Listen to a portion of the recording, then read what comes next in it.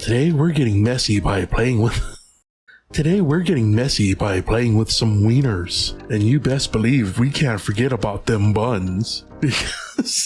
Because ladies and gentlemen, this is Dev Diary, a series where I try to make my own video games. That's right, video games. So if game dev videos are your thing, consider subscribing to the channel and make sure notifications are turned on so you don't miss future videos.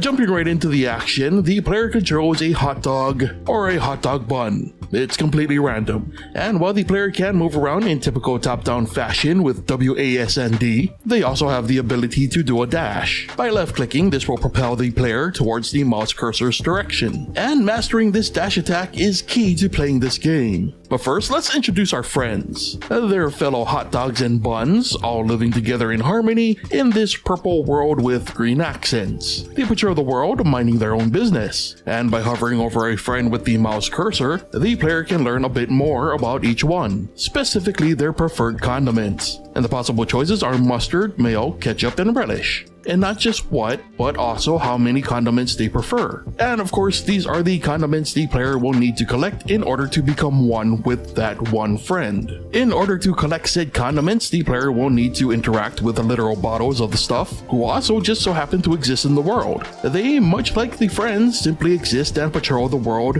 at their own leisure. But the player only has so much time, and there are only so many matches to be made. Now, so the player must collect a bottle's contents the only way they know how, by dashing into them, of course, which will cause the condiment to explode, leaving its insides all over the floor, and more importantly, all over the player. Kind of like if you enjoy my content, exploding your support all over my Patreon can help me keep making it. Doing so can get you access to exclusive content and downloads, and even early access to the weekly Dev Diary videos before they're released on YouTube. Apologies for that visual. That somehow sounded a lot better in my head.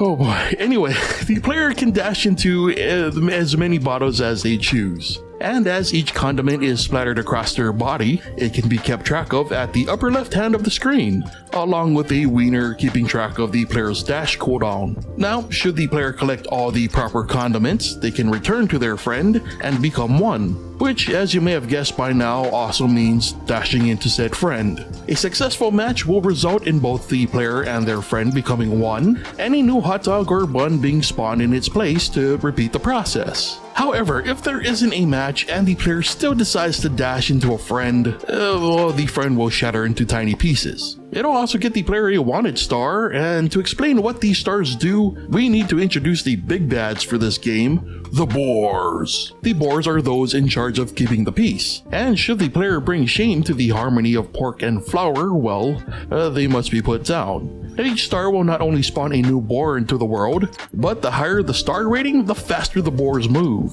Now, if the player has no stars, the boar are pretty benign. They'll simply just patrol the world like everyone else. However, touching a boar at any time will cause the player to explode, and a new hot dog or bun will take its place. Now, from a mechanical standpoint, this choice was made for two reasons. First, this gives the player a constant threat to look out for, because as the stars increase, not only do the boar become more aggressive, but their view distance increases, making it harder and harder to cause chaos while avoiding danger. The second reason for this is to give the player a quick way to reset their progress should they accidentally dash into a condiment that they weren't aiming for. And that's the gameplay loop in a nutshell. The player is given a certain amount of time to get as many matches as possible, while avoiding causing too much chaos that would otherwise hinder their progress. And boy, was this one a blast to put together. Like, with such an unhinged premise, I felt that it needed a certain art style, and so the art was inspired by the SNES/Genesis days of like those cartoony exaggerated styles. Like, I'm talking like the Earthworm Jim series, or Beavis and Butthead, or even Booger Man, if anyone even remembers Booger Man. I guess a more recent example would be like Pizza Tower. You know, those types of games. And really my only big regret with this one was not having the time to animate everything, because it would have just sowed the insanity even further. But from a more technical standpoint, another reason I really enjoyed working on this one was to develop the system for condiments covering the player. It's basically a modification of the system used in our recent Katamari Survivors project. The splatter effect is an overlay where we draw all that carnage and then mask based on the player's sprite. Some detail is then layered on top of the splatter to really help the effect. And while it is a tiny effect, the fact it's so dynamic I think really sells the madness, you know? And there are unfortunately a few bugs that need working out, though I think to a certain extent it's unavoidable due to just the way that GameMaker handles surfaces. And speaking of which, I'm pretty sure that the current version of GameMaker is broken when it comes to sprites, because I ran into like so many bugs with like sprites just either breaking or disappearing completely.